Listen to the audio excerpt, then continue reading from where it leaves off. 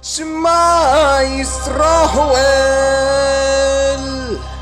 Yahu Eloheinu, Yahu Echad.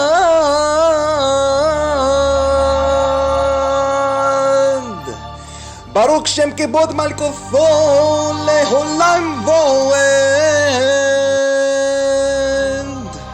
Yes, I have some, but not really, not right now, maybe. I have some aspects that I want to emphasize, but I will ask, I don't know. Or should I make a list of this? I don't know. So there's nothing in the book that you want to discuss, or questions you have? Yes, I do have a lot, but how should I organize it? Well, you can just ask whatever question you want to ask. It doesn't really matter. Any question you want to ask in the book, go ahead, and we can start discussing it.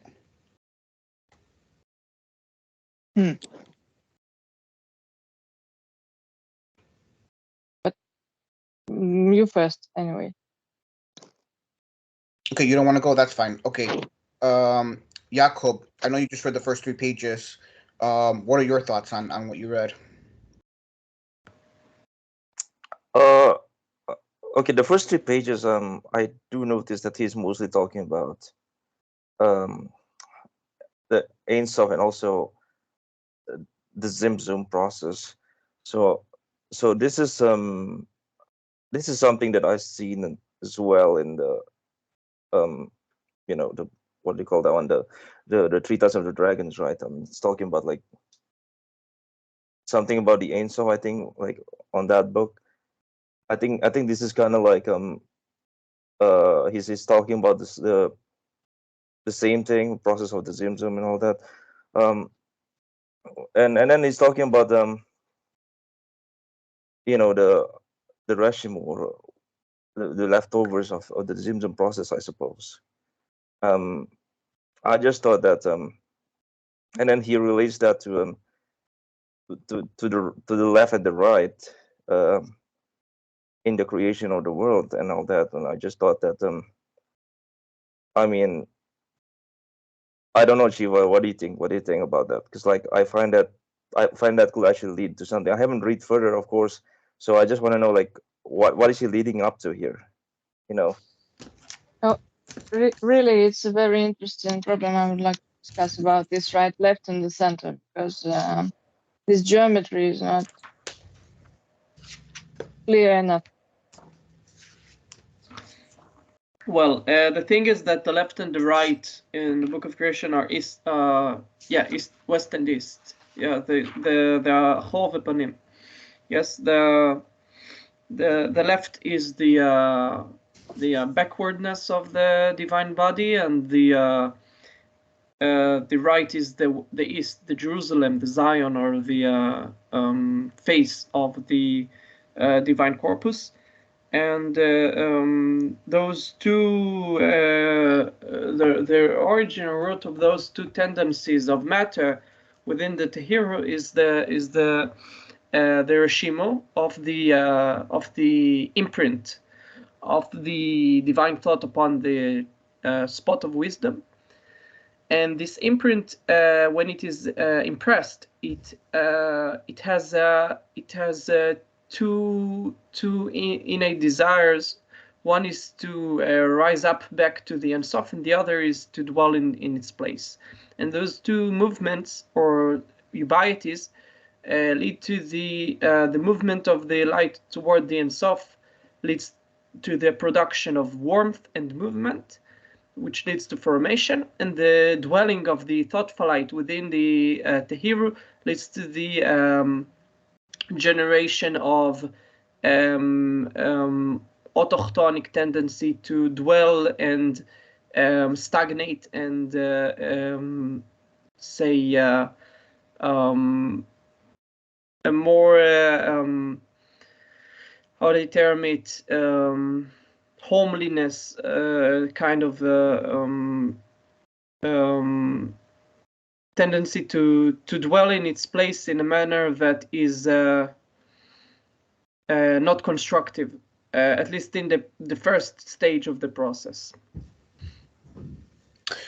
Yeah, so I wanted to discuss the first 3 pages because what he's really talking about, Jacob, at least part of what it's talking about is he's talking about the famous introduction to the Lurianic teachings, where the Arizal basically states, when it arose in the will of Ein Sof to create.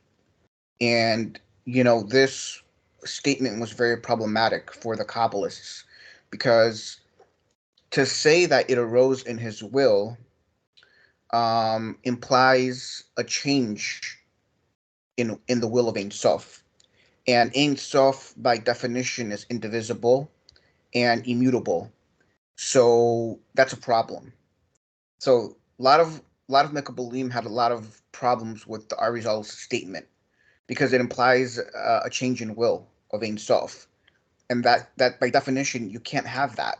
So Nathan of Gaza, in his genius, is attempting to reconcile, that misunderstanding. He's trying to reconcile the Arizal's teaching, and that's what I wanted to discuss because I didn't really fully understand what exactly Nathan of Gaza is saying here, how he is reconciling this statement, and particularly, I wanted to read a statement he says on page 170. If you want to go there, and on page 170, what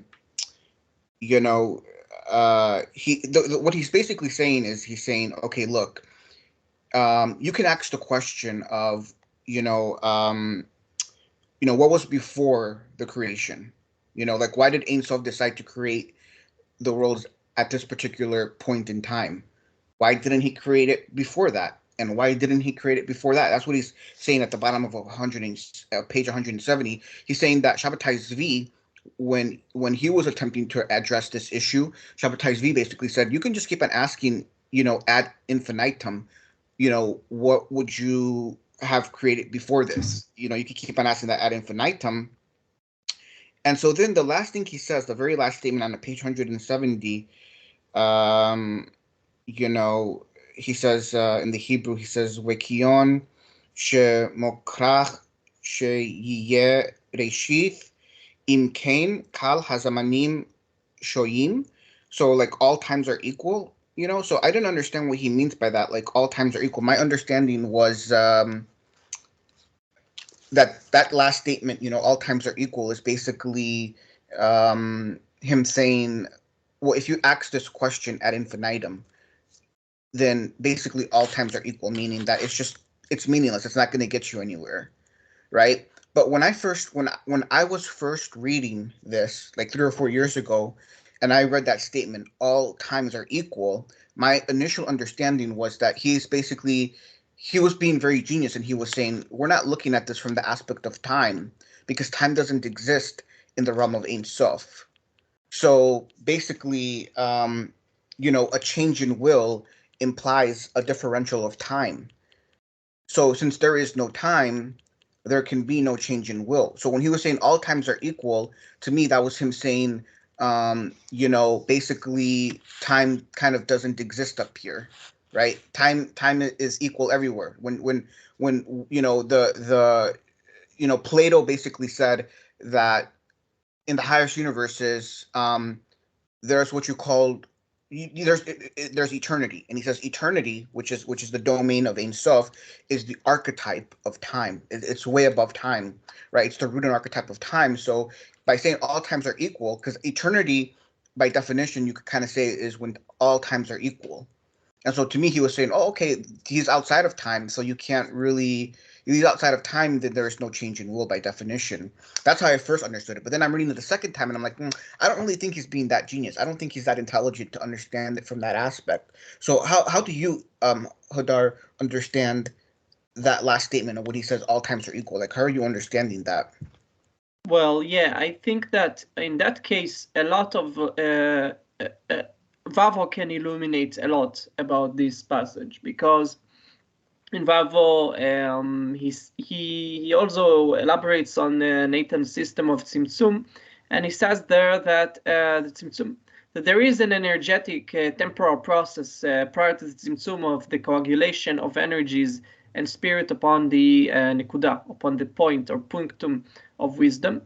But he says there also that the tzimtzum continually happens mirega lerega, from one moment to the next, from in each and every moment.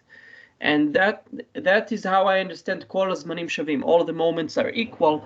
That the tzimtzum continually regenerates itself in each and every moment within the Ein Sofi corpus, until it reaches some kind of singularity point or a moment of a break, in which the theory is fully accumulated. So you understand it as like this process, there's a process that keeps on regenerating infinitely, and that's why all times are equal. Is that what you're saying? Yes. Where did he say that in Vavo? I can try to find the page. I have the PDF here. So I guess my next question is, well, you can do that later, but like my next question is, how do you understand the top of page 171? Because I had kind of issues understanding what he was saying at the top of page 171. He was saying that that he voluntarily created the world. That it wasn't the world were not created by mechanical necessity, hence like a shadow from the sun. That is like okay, yeah, I remember reading that. Yeah, okay, you're right. He said it was inherently derived. So he's saying here that there was a voluntary will to create, but at the same time there was no change in the will or emergence of the will. I think the more correct way of saying it is that the creation was passive, that it wasn't active, right? When he's making the parable of it was like a shadow, that implies that this was a passive, that creation was passive with respect to Ein Sof. It wasn't active. Yeah, and he says it's not like what the Epicureans seem to say about the shadow from the sun, that God created not like the sun creates the shadow, but he created in a manner that he has his own agency. That yeah. So I'm still having problems understanding the statement like all times are equal, right? Because it's in context, right? It's in context of Shabbatai Tzvi saying, you know, because he's saying right before that, he says, you know, if you could ask infinitely, like, why didn't he create before this point? Why didn't he create it before this point? And you could ask, well, why didn't he create it before that point? And then you could ask, well, why didn't he create before that point? That's what Shabbatai Tzvi is saying. And then he says, but all times are equal. And I don't know if I agree with you, Hadar, on your understanding of that. Because then he says, because then his response is, so because you can ask this question ad infinitum, the response is, and so he says, you know, this must be the beginning. He says, ye reshith. You know, you're forced to say this is the beginning. You're forced to say this is the beginning, because if you don't say this is the beginning, then you could just ask ad infinitum, when is the beginning? And then he says all times are equal. Jakob, do you have anything to add to this? Like on what I said, like, do you have a particular understanding that you have formed on what I just said? Yeah, I'm more into you know, I just thought that the times are equal, meaning that because like he's asking that why is it not earlier? Why is it at that time? Like he's speaking about the hypothetical time when Ein Sof created the world, and then why is it not earlier? Why is it not that time? Like then just like one can just keep asking why is it not earlier? Or you know, no matter how early do you put it, like it's always gonna be like something that's earlier than that. So he said that what's the point of asking that, you know, like ad infinitum? Then it should just say that you know, all times are equal. Like it doesn't matter like which one was it. You're right, Jakob. I know what you're saying. That's exactly what was my understanding. Exactly. When I read that, that was exactly my understanding. When he said all times are equal, he means like he's talking about like every single time you ask the question, it's the same question basically. You know, if I ask why was it before this, and then I ask again why was it before that, each question that I ask is the same question. So that's why he's saying all times are equal, meaning that's exactly what was my understanding, Jakob, what you just said. So I sort of misinterpreted it when I first read the book, because when I first read the book, I was reading it very quickly, and I was giving Nathan of Gaza the benefit of the doubt on a lot of things. But in reality, Nathan of Gaza, the truth of the matter is that Nathan of Gaza does not actually reconcile the Arizal teaching at all. From reading this book, he does not reconcile the teaching at all. I will give you here the actual true reconciliation. The actual true reconciliation is that Ein Sof is beyond time. He does not exist within time, right? When the Mekabalim have issue with the question, they're saying, oh, there's a change in will. Well, he's above time, okay? And because he's above time, there is no change of will, because a change in will, only exists within the domain of time. Because a change in will implies a differential of time. I mean, if you really look at it closely, a change in will implies a differential of time, and time doesn't exist within the realm of Ein Sof. So there can be no change in will up there, because there is no time, And so that really is a true reconciliation when you understand, okay, Ein Sof is above time, and because he's above time, the will cannot change. And so that's why the Arizal statement is true, and there's no issue with it. That's really the true reconciliation. Do you guys have anything to add to my reconciliation? Do you guys disagree with it, or what are your guys' take on my reconciliation? Well, I agree. I think that the correct way to see the Arizal's saying is that it's metaphorical. It's not literal. I think there was not literally a will arising. It was rather a more supratemporal process that is beyond our comprehension, and is beyond the contemporary divisions of time. Did you want to say something, Lana? Yeah, I wanted to say that they didn't have this problem, actually. Now I'm looking at the one text of Abraham Abulafia, for example. It was before all this. So they didn't have this problem. This also, the problem is, how it is in English. With Ein Sof. So it's clear that there is no time. It doesn't exist, and the time was created. So a time exists and operates only in some other worlds, but not there in the system. Yeah, yes, so it was a special invention. So we see it is the same thing. Say in philosophy of Kant, also because the temporality is a human feature, etc., etc. For example, and so there wasn't that problem. I can't agree that they had a problem. They didn't have, because why? And it's also then important to like passive, active, all that stuff. Interesting to define then what does this machshava means, because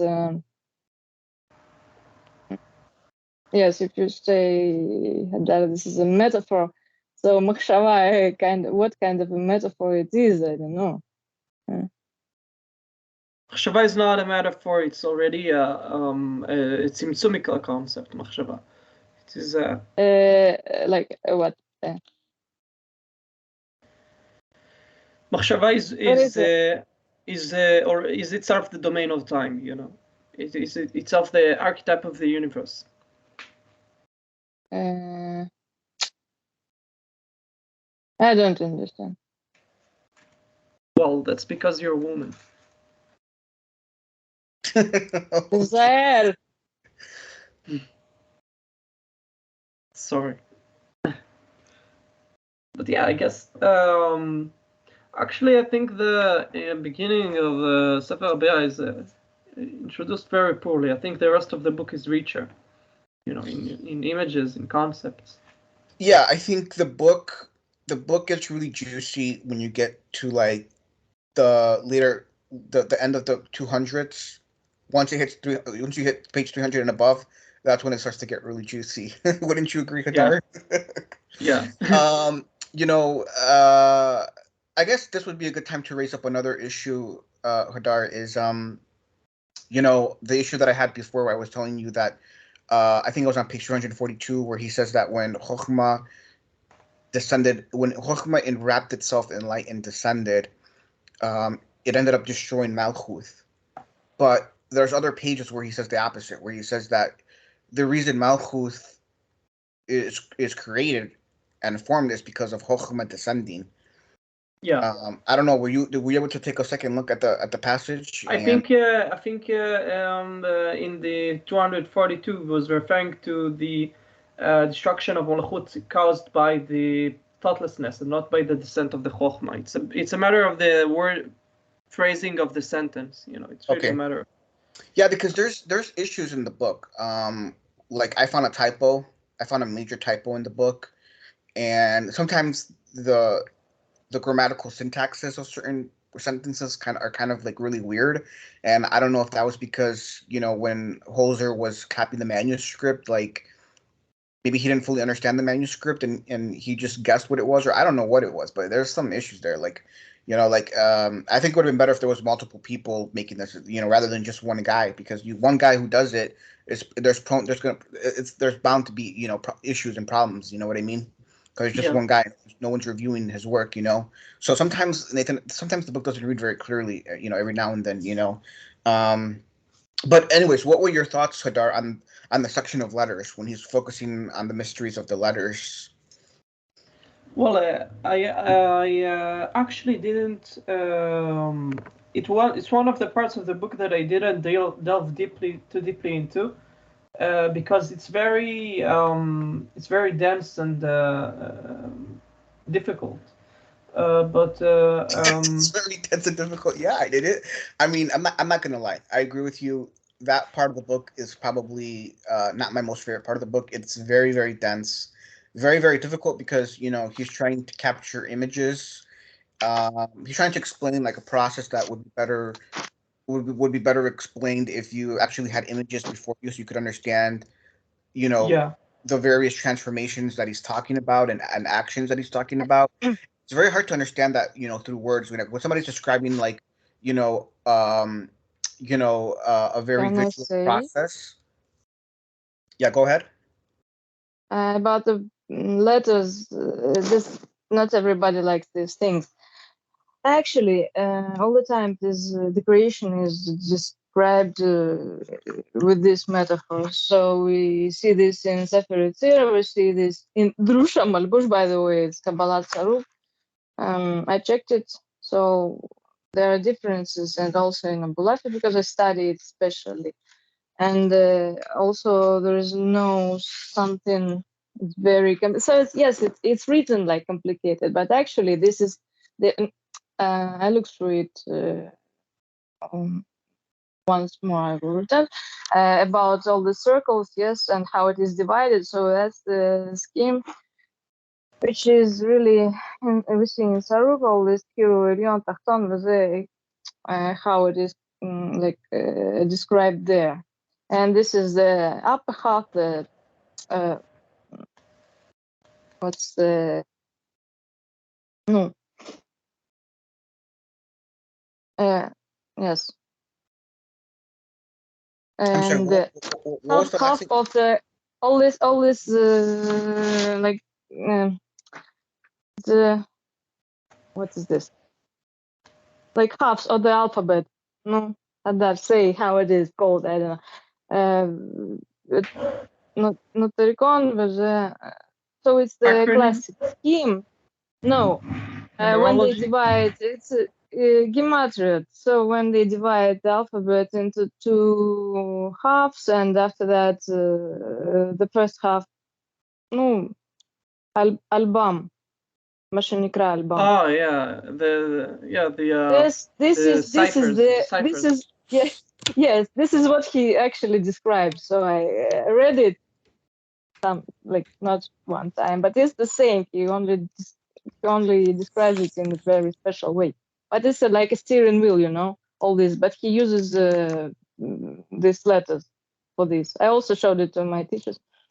I find it interesting because all this, I think about the round and the division of the sphere and of the round, I don't know, circle.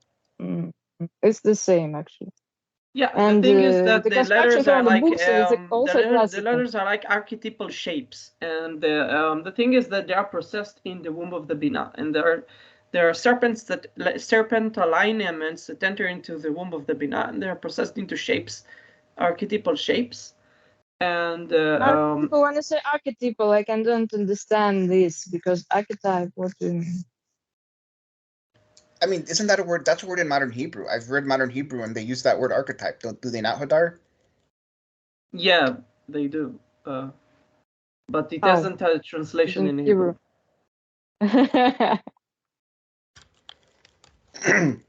I'm sorry. So what?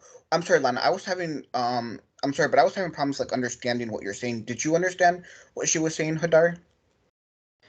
She was saying that the order of letters of archetypal shapes is ordered according to the cipher of Albam. Aleph to Lamed and Bet to Mem, or Mem to Bet. Mem is divided into two bets, and Aleph and Lamed are close.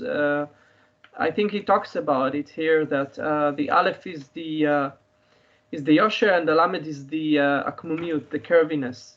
So I think there's like two levels to that, right? So like based on what you said, Hadar, the first level is that Nathan of Gaza sees the letters as encoding the mysteries of Maaseh Bereshit, or creation.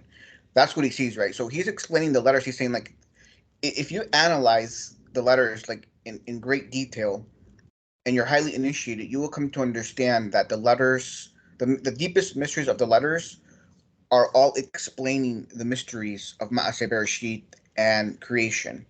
That's one level. Then the other level is he tries to explain it through the Aldam cipher of the 231 gates, but I don't know if he doesn't really explain it in order, right? Because he says the letter Aleph and Lamed are the first letters to Maaseh Bereshit, and then based on the Aldam cipher, then I think the next letters are the Beth. Maybe he does explain it in order, because then the next letters are the Bet and the Mem. I think, yeah, if I'm correct, it's Beth and Mem, right? And that's really, really, the Aleph and the Lamed are before. They're the first letters of Maaseh Bereshit, like before anything, really. And then the letters Beth and Mem, that's when Maaseh Bereshit really truly begins, through the Mem breaking into two pieces, and those two pieces are two Beths. And that's the mystery of the Beth and the Mem in the Aldam cipher. And then after the Beth and the Mem is what? I forget. It's Gimel and Nun. But the thing is that he doesn't really explain Gimel and Nun. He goes off to like explaining Resh and Resh, Dalet, and I forget what else. So it doesn't really go in order, but at least he does start on the first four letters of the Aldam cipher, the Aleph, the Lamed, and the Beth and the Mem. But you're right, it's a very, very dense. It can be difficult to understand, but it is spoken of in, as Lana said, it is spoken of in the Lyrianic Kabbalah, in the writings of Sarug, and in Sha'ar Gan Eden, it talks about, Sha'ar Gan Eden is a Shabbatain text. They say that because in Sha'ar Gan Eden, he talks about some of these mysteries that Nathan of Gaza discusses in this part of the book. You can find in Sha'ar Gan Eden. They're not exactly the same, but they're very similar, He talks about some of the similar concepts that Nathan of Gaza is talking about here. Of course, most Mekabulim don't know that Sha'ar Gan Eden is a Shabbatain text, so they just see it as like actual, true Lyrianic Kabbalah, but it's really, it's definitely Shabbatain in essence, But the thing is that these mysteries were already known by the Arizal. They were just very secret because Shabbatai Zvi was connected to the disciples of the Arizal. Like, he knew Chaim Vital's son. Like, he personally knew the son of Chaim Vital and met him, and probably other disciples of the Arizal. And they had the secret gnosis, and he got a lot of that from them. You have to understand that not all of the teachings of the Arizal were put into writing. A lot of it was oral. And he had access to that secret oral gnosis. And I think that these mysteries that he's explaining here about the letters is part of the secret oral, Kabbalah or gnosis from the Arizal. That's my opinion. Yeah. I mean, yeah, it's I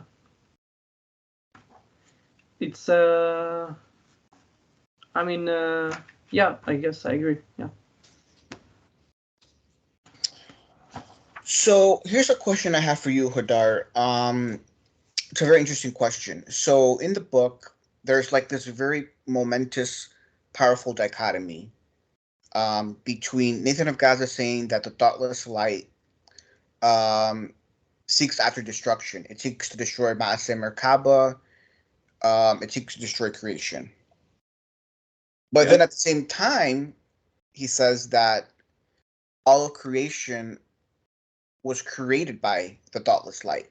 Everything was formed and created via the thoughtless light. It was the thoughtless light that did all of the creation and all the formation. Yet at the same time, he says it's very destructive and it seeks to destroy creation. So, this is something. This is something that Nathan of Gaza I don't think fully understands because he doesn't have a full understanding of what's going on. He doesn't have a full understanding of the overall schema and system. Um, and I don't think he realizes. He might not even be realizing that he's contradicting himself. But I mean, if you look at it very closely, it's a really huge major contradiction. So my question to you, Hadar, is how do you reconcile that? Because all throughout the book, those are the two main themes. The thoughtless light is very destructive, seeks to destroy creation, but all of creation, all of formation came via the thoughtless light. So how do you reconcile that?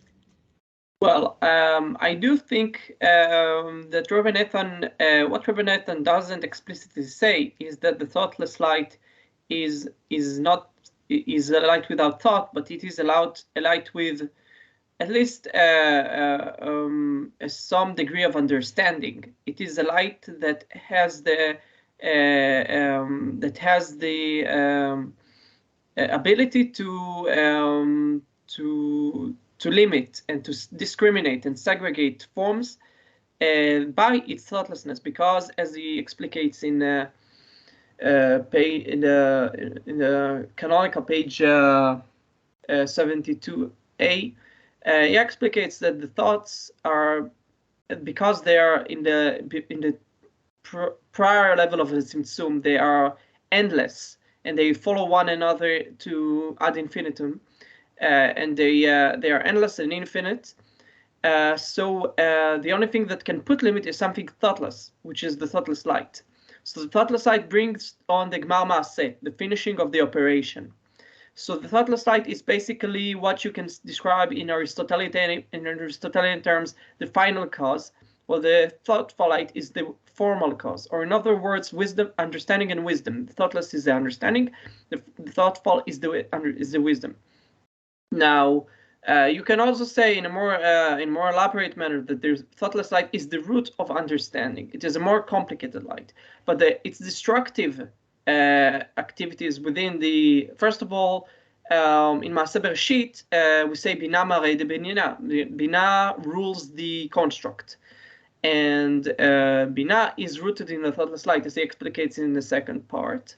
And Bina segregates using the formative limiting continental agency of the thoughtless light.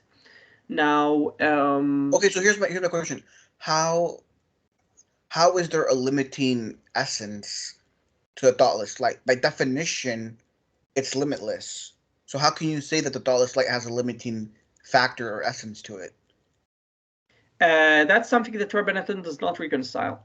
It's a complicated matter. You can say that in the pre-tzimtzumical level of things, the thoughtless light is unlimited. It is shoresh yamin, but after the tzimtzum, it becomes small. It becomes left. It becomes of the left, and it becomes limiting and judgmental. But the thing is that there is a rupture within the tzimtzumical operation.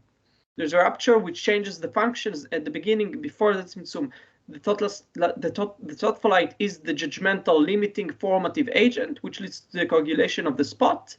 Well, that's another issue, because at the beginning of the book, this is where it gets interesting, because at the beginning of the book he says that Geburah, it's the essence of Geburah is that it's heat and causes movement and he relates that to the thoughtless light. Movement that causes heat. Exactly. He equates the thoughtless light with movement and heat, and that nature is expansive, not limiting.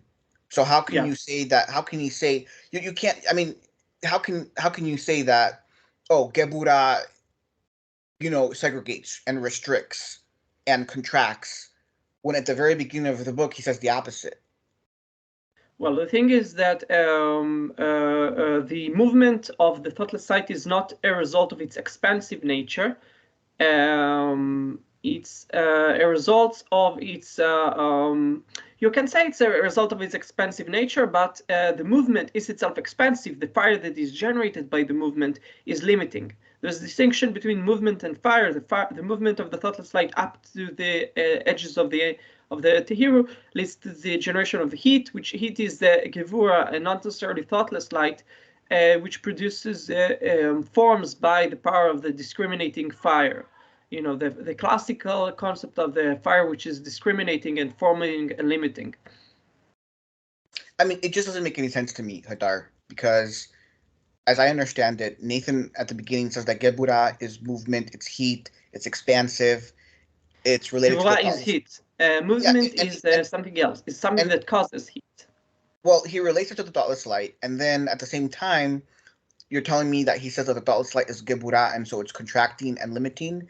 It doesn't make any sense. And then you try to reconcile it by saying, well, after the Zoom, the function of the thoughtless light changed, but I don't know if I buy that, because I don't remember him saying he did say it. He did say it? Yeah. Where does he say that? He did say it explicitly. I don't remember the page exactly, but we read it together actually, and you saw it. I don't remember him saying that the function of the thoughtless light changed after the Tzimtzum. I really don't remember. After the Tzimtzum became small, became left. Well, I mean, he says from right to left. No, because he says the thoughtless light was the majority within the Tzimtzum. He says the vast majority of the Tehiru or Tzimtzum is the thoughtless light. That's the majority. It's the majority of the light is the thoughtless light. That's what he says, and its nature is to expand and rise back up to Ein Sof.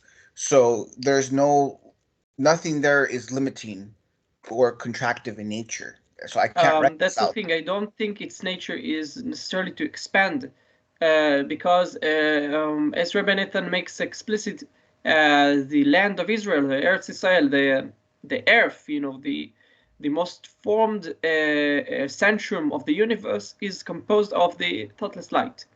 It is composed of the kibbutz meorot, the aggregation or grouping or a spontaneous union of lights, which are thoughtless, coagulating into an earthly fabric. And you can say that the thoughtless light, the thing that is definitional about the thoughtless light is that it is receptacular. That it is functioning as a receptacular, a passive contra to the thoughtful light, which is seminal and active. Now,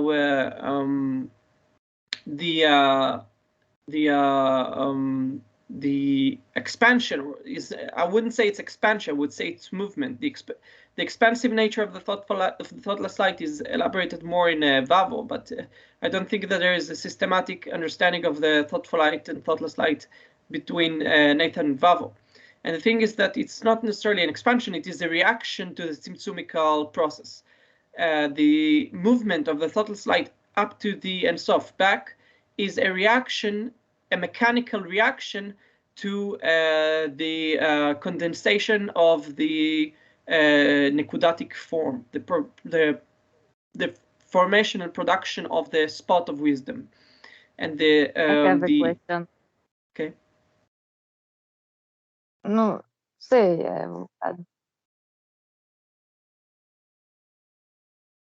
What's the question? I mean, why the mechanical? I always had this question, actually. Mechanics are based on actions and reactions. Mechanics is the science of actions and reactions. But how? But why do they use it? Why does he need it here? Because so say when they describe or emanation in English. What is Emanation. they don't emanation? They don't use this mechanics, and suddenly here we need it again when it is divided. All this division right, left, and like this. There is no sharp division even because which is called left is actually right, but it is left by its function because all of them are the central. And that's part of the central. So it's and that's why this is the same kind of light. So they all the time they go together. Because they Okay, are. I didn't understand what you're saying. One, and nobody understands what I'm saying. That's not the problem. So, I mean, why? Okay, the question is why do they need this? Why do you think and he maybe needs this mechanic metaphors, or should we call it even metaphor? I don't know. Because the two lights have an energetic relation one to the other. But they are the active and passive. Actually, by they're definition. the same. No, but they are the same because they at the same time somehow inside each other all the time. No. Well, how about this? Why doesn't Lana just ask you in Hebrew, Hadar, and then you can just translate her question and your answer? Yeah, Or you okay. can just Ask translate. me in You just, Hebrew. huh? I'm telling her, ask me in Hebrew. Okay, yeah. Have her ask you in Hebrew, and then just translate her question, and then just respond in English. Yeah. But what's not? תשאלי אותי בעברית. אבל שפת האם שלי רוסית בכלל, מה אתה חושב שזה יותר טוב? Her native language is Russian, so she can't word it in Hebrew either. And Oh my and God! the second is Aramaic of Zohar. So what you want from me? She can ask it in Aramaic if you want. It's Aramaic. You gotta be kidding me. We're Jews that's from Israel. I don't do Aramaic. I can read Aramaic, but I don't speak Aramaic. Okay. Try to word it in Aramaic, actually, Lana. I want to hear how it sounds like.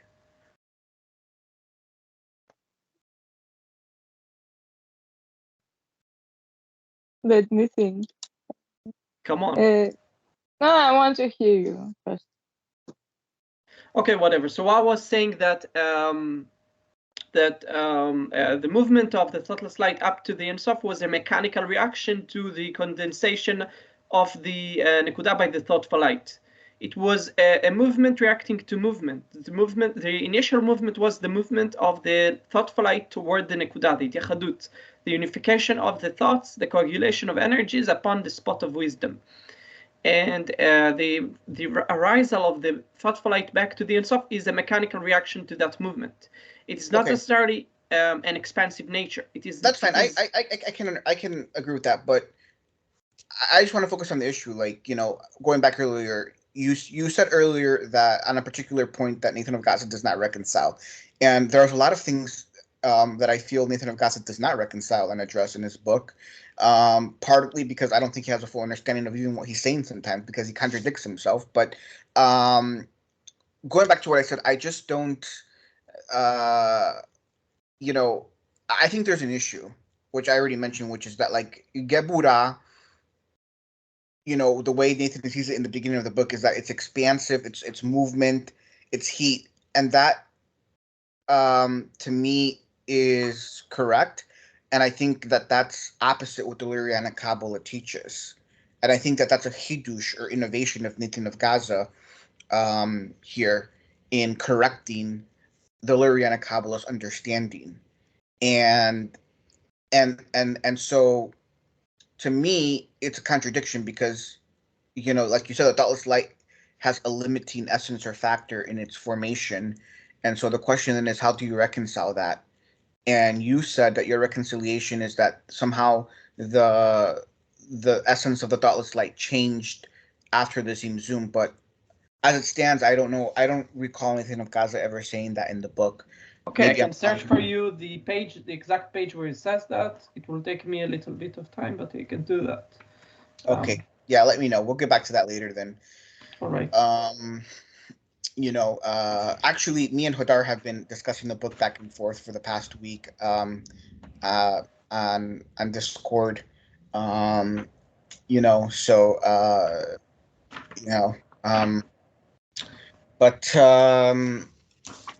Okay. Anyways, the point that I wanted to make was that to me that's a huge major contradiction that needs to be reconciled, and it's also a huge massive hint to the erroneous understanding of Nathan, that he doesn't have a full holistic understanding of the system and what's going on. Yeah, I suppose. I mean, I'm an ethnicist, so you know.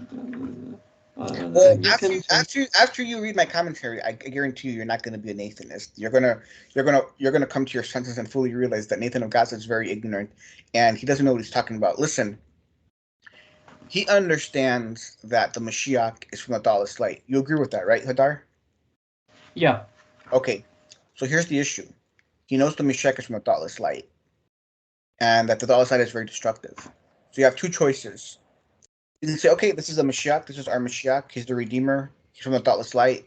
And I'm going to join the Mashiach. Because the Mashiach is correct. The Mashiach is right. And if he's from the thoughtless light and his function is aligned with the function of the thoughtless light, then I'm going to be with the Mashiach. And he says, no, I'm against the Mashiach. I'm against the thoughtless light. Well, it does That's say why he didn't convert to Islam. That's why he didn't convert to Islam, because he said that's the Mashiach's domain. The Mashiach's domain is the thoughtless light. I don't agree with the Mashiach. I don't agree with the Mashiach. I do not stand with the Mashiach. I am against the Mashiach. That's his whole spiel, and it's absolute stupidity. It's absolute stupidity. This guy doesn't know what he's doing. Doesn't know what he's talking about. Nathan is very, very ignorant. Because he does not have a full, complete, holistic understanding. Only the Frankists do. Only the Frankists have the complete understanding. Nathan does not. That's why Mashiach Yaakov Frank had to come on the scene. That's what I'm going to explain in my commentary. Because Nathan is like, he's against the Mashiach. He's against the thoughtless light. So he's fighting against the Mashiach. He is fighting against the redemption. Because he doesn't understand what the hell is going on. Well, I think he's aware of that. He's aware of that because he does talk about the Holy Serpent, which deconstruct the constructions of the Torah, which is Mashiach ben Yosef, basically. The thing is that Rabbi Nathan does make a distinction between the souls of the tzaddikim, which are connected with tiferet and not with binah, with thoughtfulness and not with thoughtlessness, and they are constructive and they are working to construct Malka Kadisha. And there are on the other end the souls of the Balei Tshuva, of the repentance. No, hold on. He explicitly states that the neshamoth of the tzaddikim are rooted in the thoughtless light. The Mashiach. Says that they are includingly rooted in the thoughtless light. They are actually mixed, and that they're neshama of ikvata the Mashiach, which are neshama tzaddikim. There are the neshama of ikvata the Mashiach that are rooted in Yisachar and Bina and Kain. But there are other neshamot of tzaddikim that are rooted in tiferet, and they work to construct Malka Kadisha. No, I think you're misunderstanding. Listen carefully. Nathan of Gaza very explicitly states that the neshamot of the tzaddikim are rooted in the thoughtless light, just like the Mashiach. But he says they are planted in the land of Israel to build Ma'aseh Merkaba. Okay? But it stands that they're rooted in the thoughtless light, just like the Mashiach. I'm telling you, he doesn't understand what the hell is going on, okay? He is fighting against that. I mean, I would have to reveal everything for everyone to understand, and I'm not going to do that here. It's in my commentary, but I'm just giving you some hints. I'm giving you hints to point you in the right direction, to understanding that Nathan does not have a full understanding of the system. Okay. He's confusing himself, contradicting himself, and he doesn't even have a clue of what's going on. He's very inferior. What system? What system? Well, the overall, when I say system, I mean his when I say overall system, I mean the whole holistic understanding of the thoughtless light, the thoughtful light, what's going on, their relationship, and what's truly going on there. Right? He doesn't have a full understanding of that.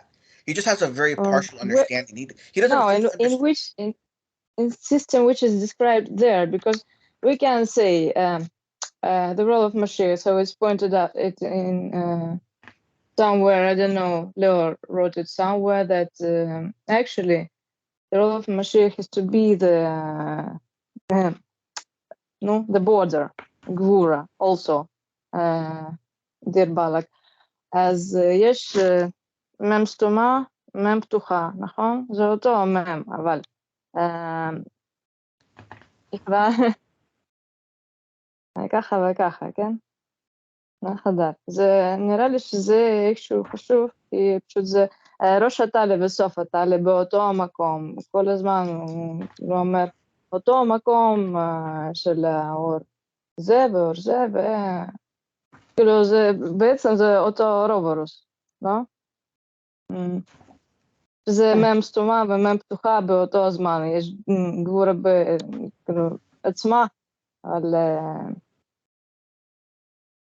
יש מצב כזה ויש מצב כזה, עם הזנב שלו.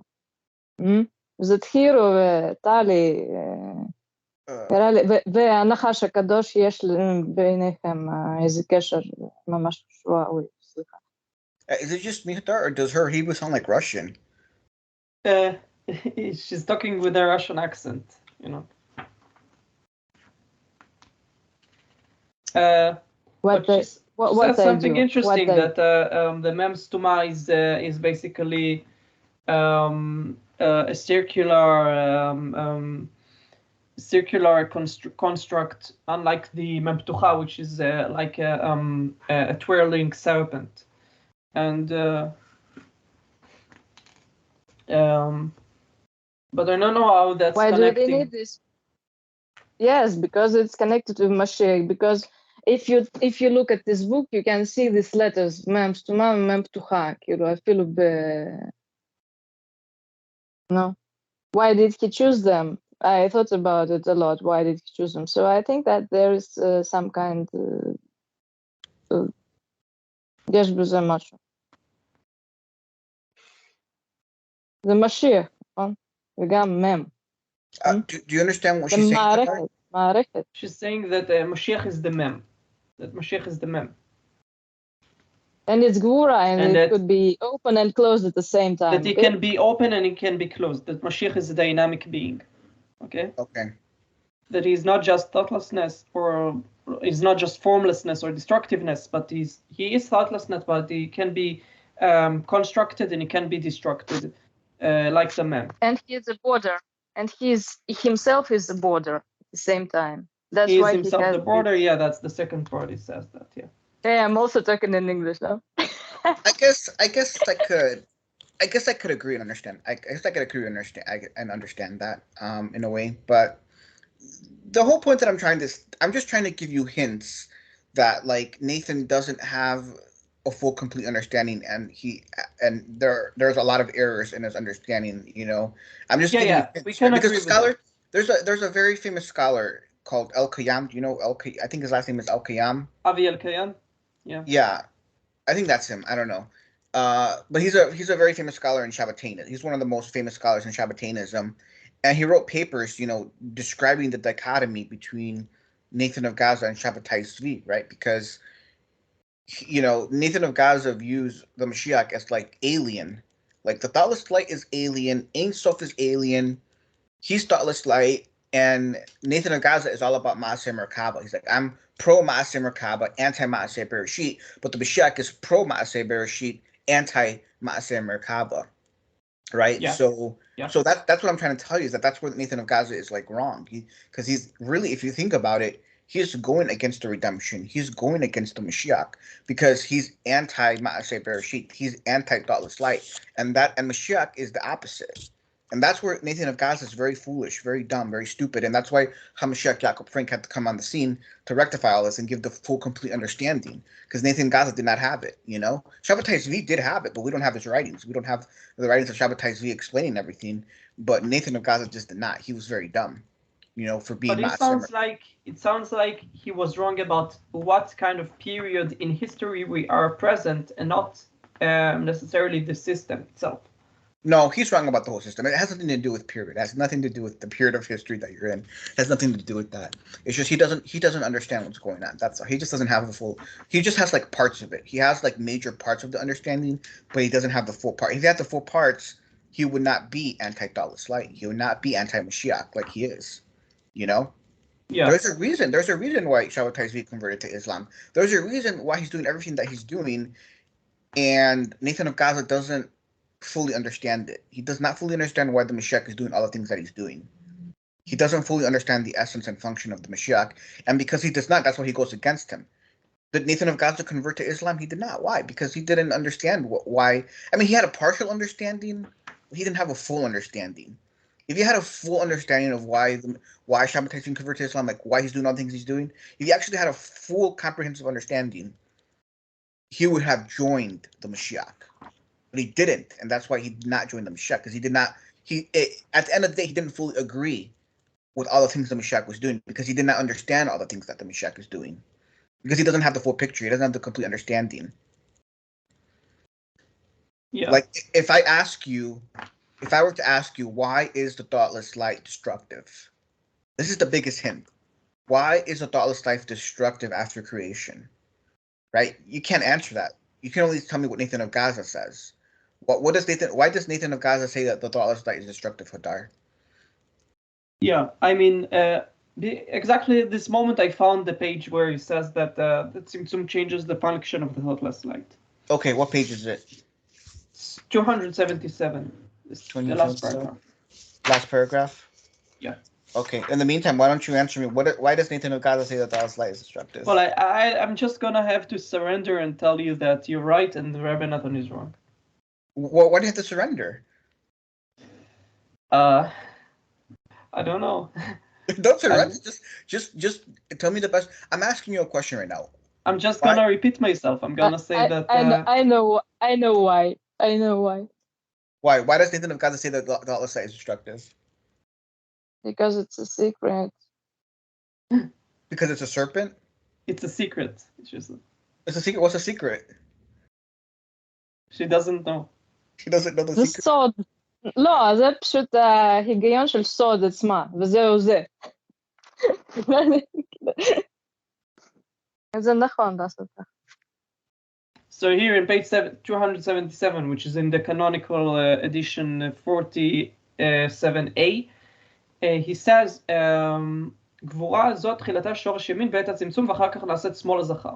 The גבורה is rooted in the shorash yamin, in the right, before in the moment of the tzimtzum, but she becomes the left after. Oh, okay. I understand that part. Okay, I totally understand what you're getting at now. Okay, yes. All throughout the book, yes, he has this theme of like. I told you in the beginning. You're right. Okay, I understand that part. That's all throughout the book. I get that. So, the thing is, Hadar, is that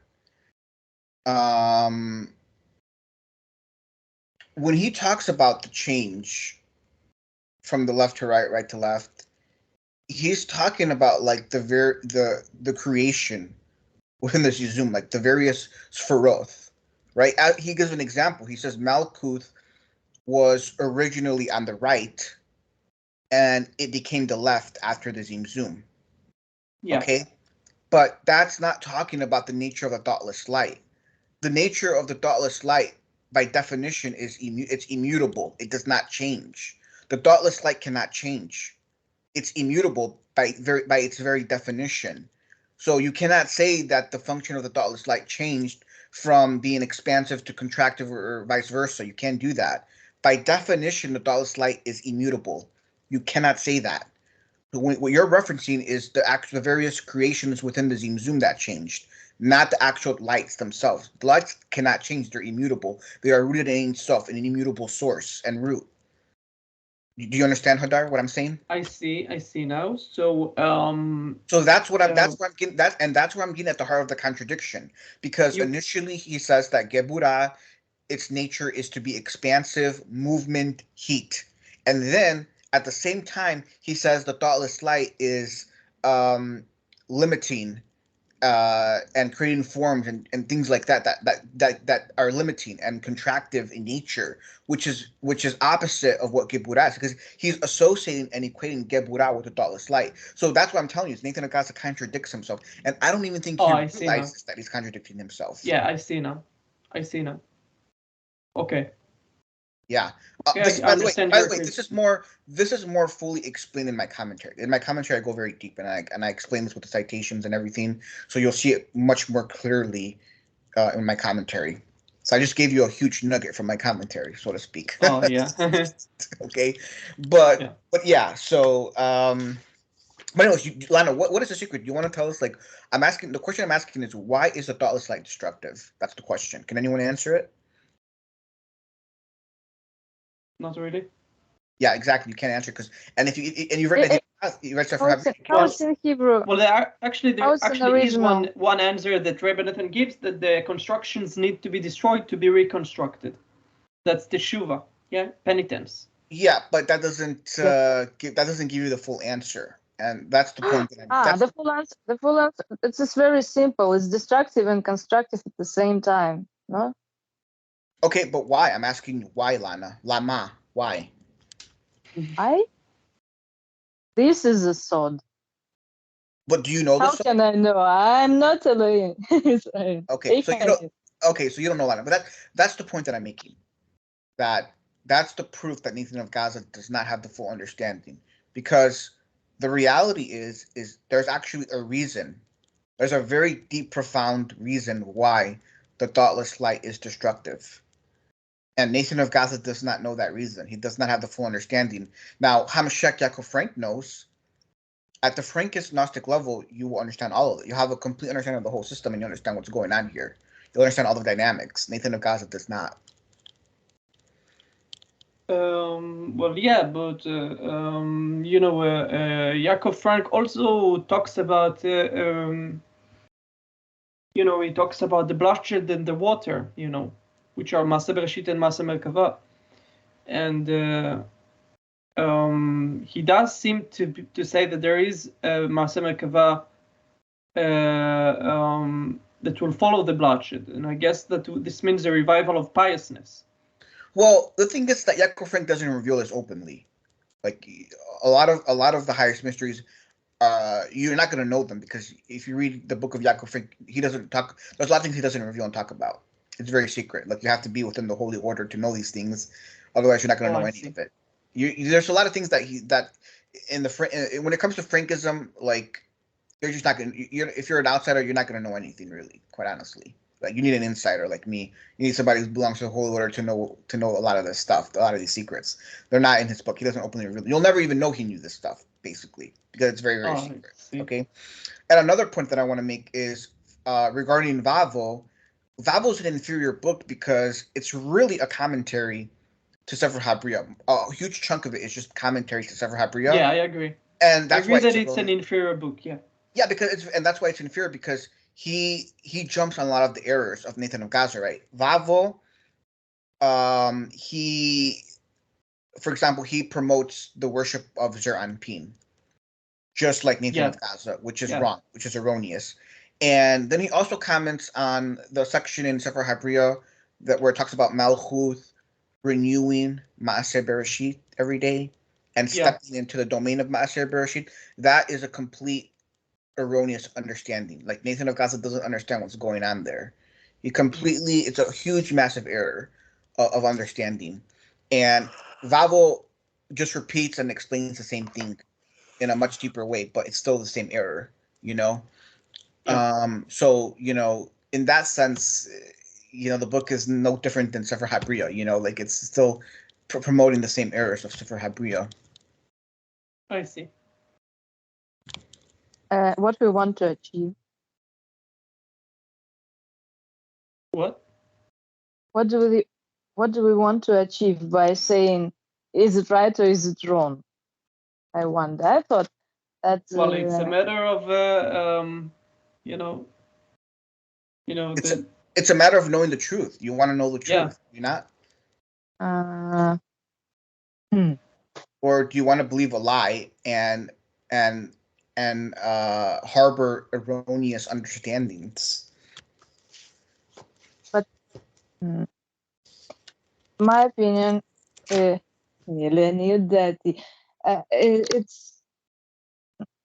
that there are different kinds of description of this one system, because we mustn't forget that it is the same system. Beginning with Sefer HaBriah and what. That's why this is the way of description, style, special style of it, to my mind. So we can say that is definitely an error. Maybe this is the way to say it. I don't know. Well, How I'm sorry. to classify. Well, you just said, Lana, that you don't know, and I'm telling you, I know. Ani Yodea, I know, and I'm telling you, there are errors. So that's the fact. But how you prove it?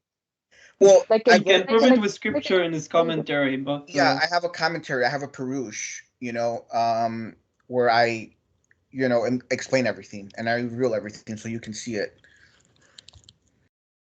Wow. But where can we see that? But I might be able to give you access to my Perush when it's done. Oh, yeah, because I've never seen things like.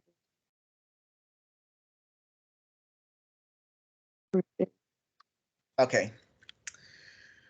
Well, anyway, Sundar, I want to move on and say, in reference to you said there were some alchemical passages in the book. I'm on page 372 right now, and maybe I haven't gotten to the alchemical passages, but I did get to the passages talking about like the rain, coals of fire, and things like that, and the clouds. And I didn't really see it as alchemical. So is it that like you think these alchemical passages come after page 272? Because up to page 272, I'm not really seeing anything alchemical, even when he's talking about like the clouds and the rain and things like that. Like, like he's really just talking about like the mothroth or the excretions of mountains. The But thing is that alchemy is also alchemical. about bodily processes. It's like it's about bodily process, natural processes that are concerned with the transfiguration of materials, of seeds into substances. And they talk here about the production of the living water in the clouds, which is the combination of motarot of masculine and feminine. Yeah. And this is the production of what the alchemists would call mercury, which is living water, or a product of both judgment and grace, combining one with the other to produce a purely constructive substance. Yeah, so we're talking about coagulation, a very used term in alchemy, right? Coagulation would say it's a lot of processes at once. It's a lot of yeah. I guess if I were to view it as alchemical, it would be very, very, very basic alchemy. I mean, what are we talking about? I mean, it's like viewing sex as alchemy. Okay, like who views sex as alchemy? I don't know. Is sex alchemy? I would believe it is, but like yeah, it is. But I don't really see that. Everybody does. That's a tradition. But again, there are different types of. It's like what it is. No, it's a European. The Yehudim, Masha Martin. The Lord with you. This is a metaphor.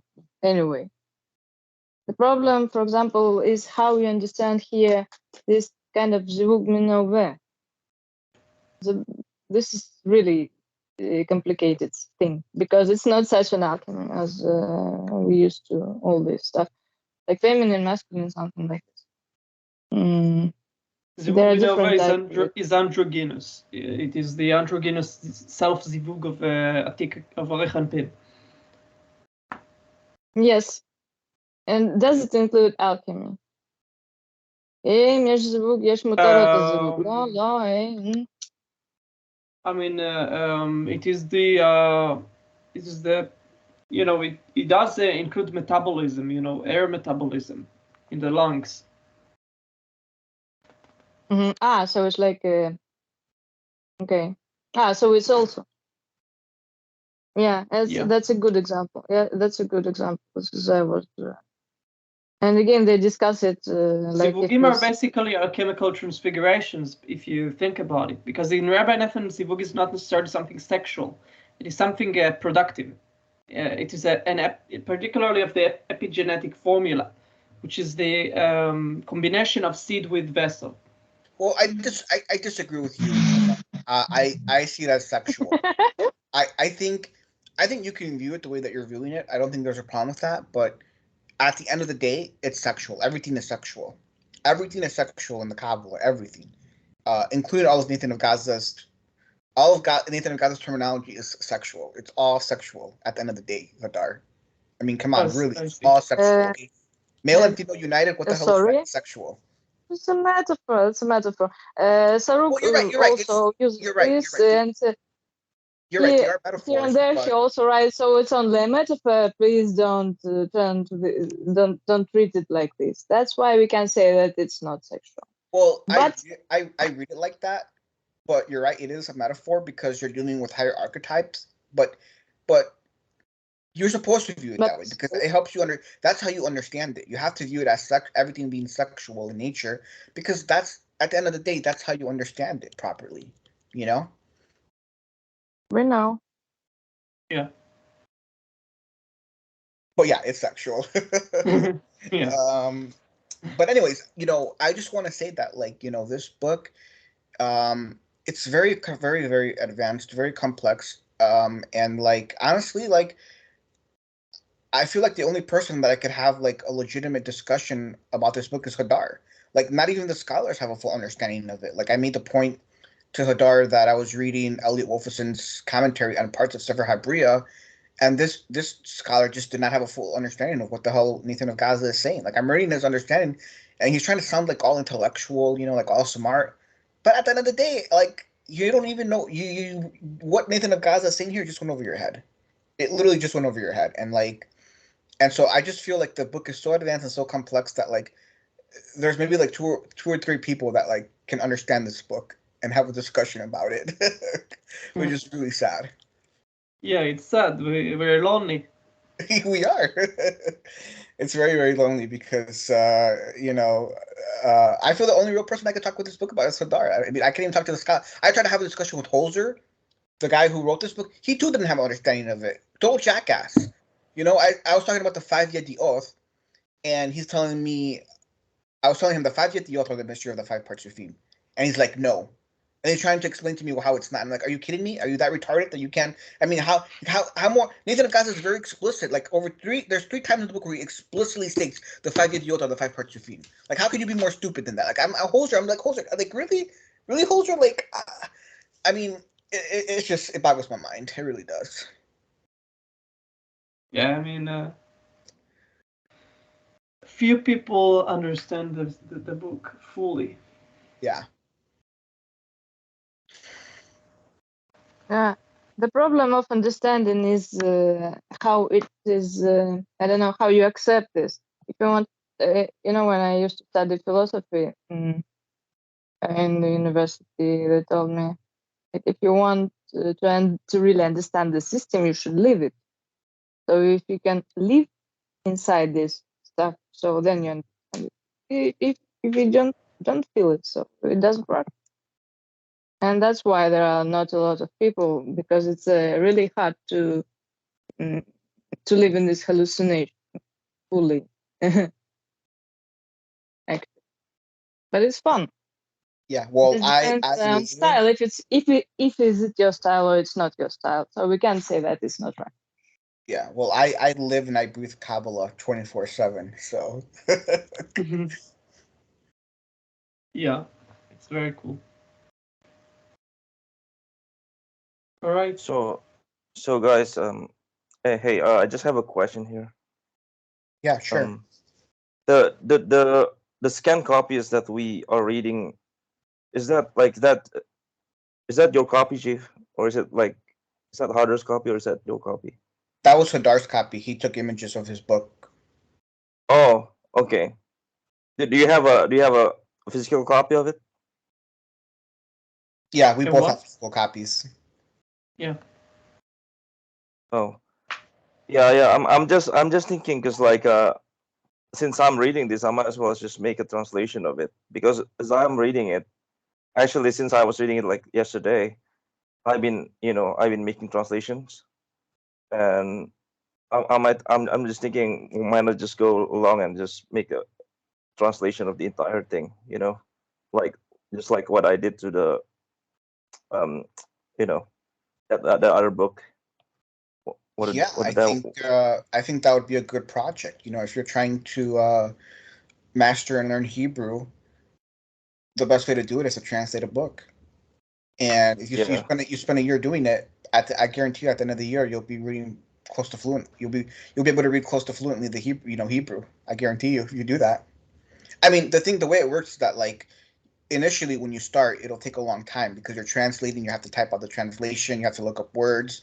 But as you spend more and more time, your vocabulary increases. You learn more and more, and then after, let's say it takes you 1 or 2 years to translate the whole book. After that, like, you'll pretty much be fluent in Hebrew, and you'll be able to read it pretty fluently and fast.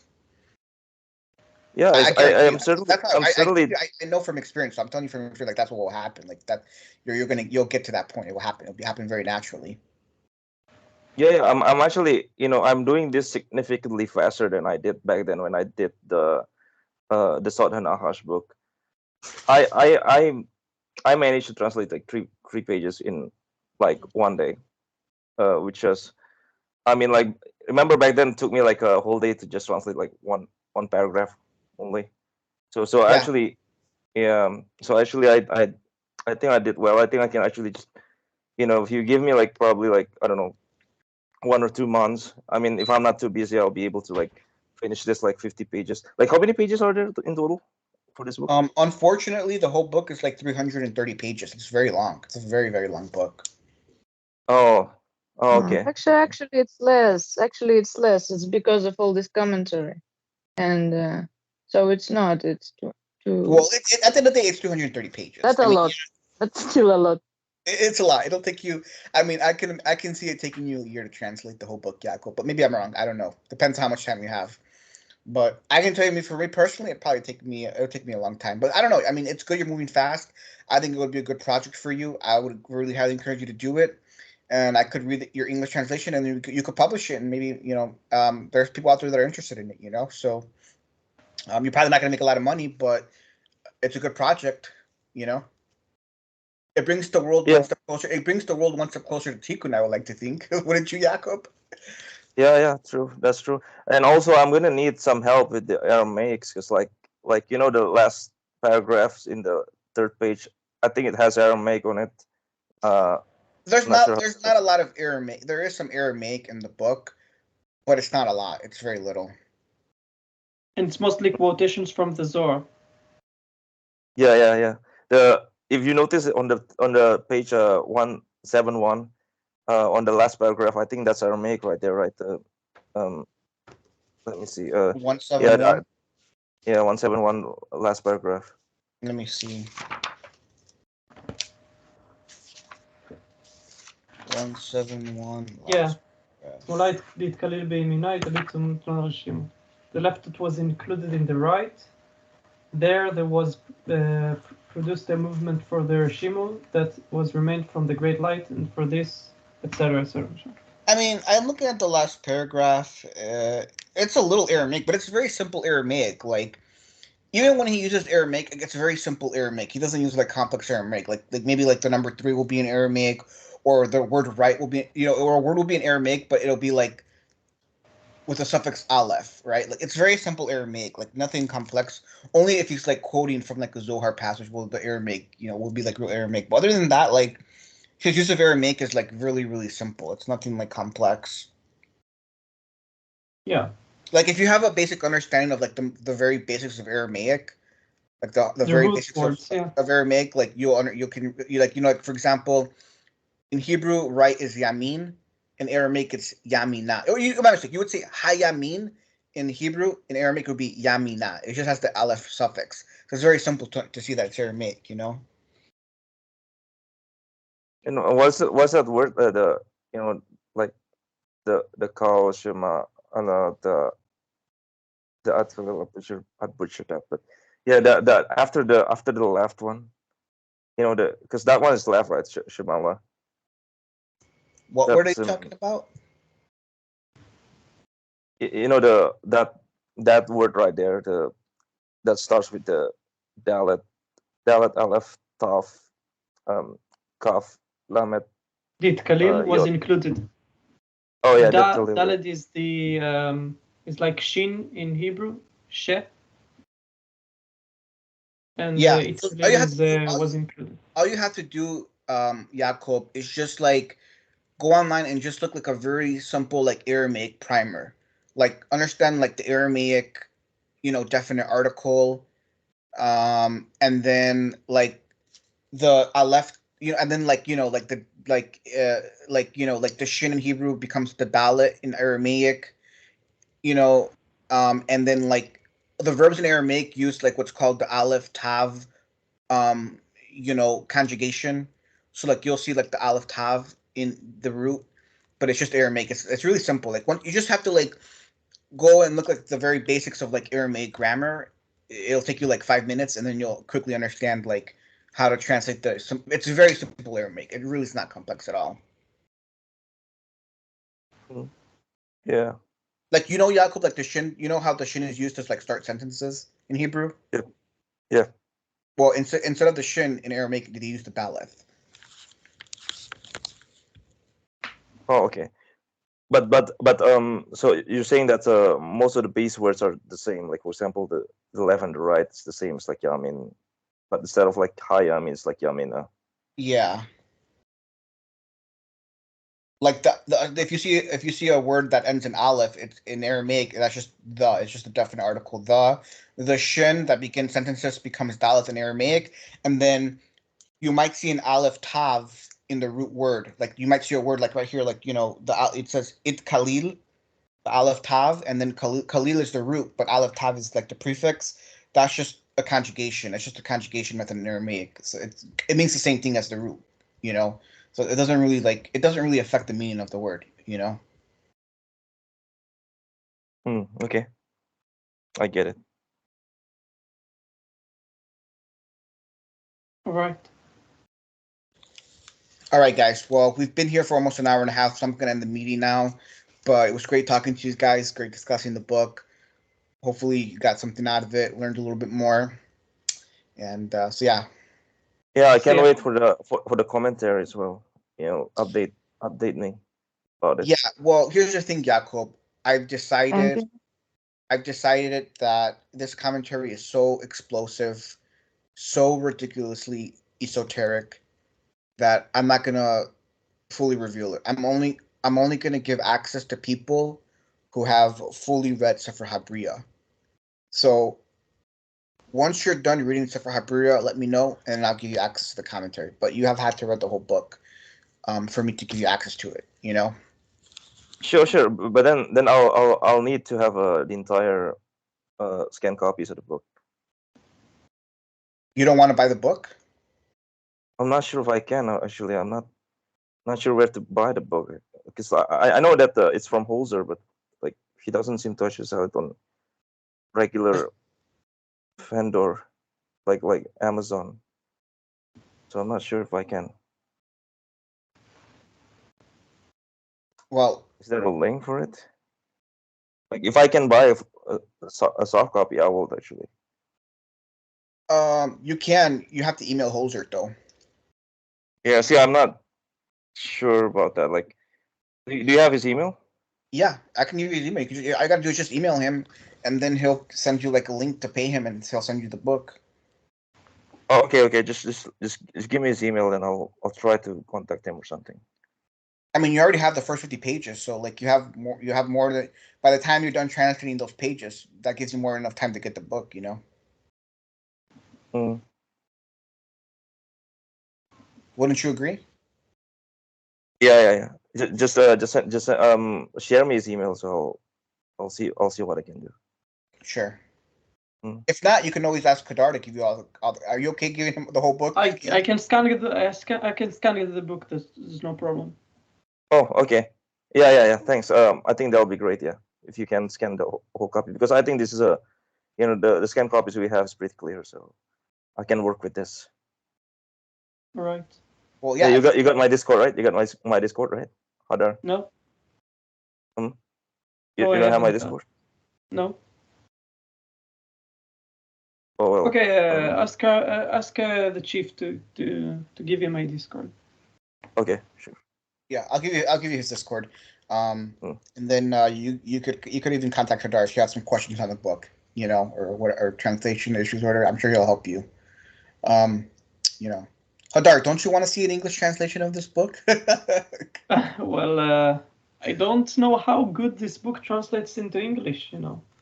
It can translate good. You can. It can be done. It can be done, Hadar.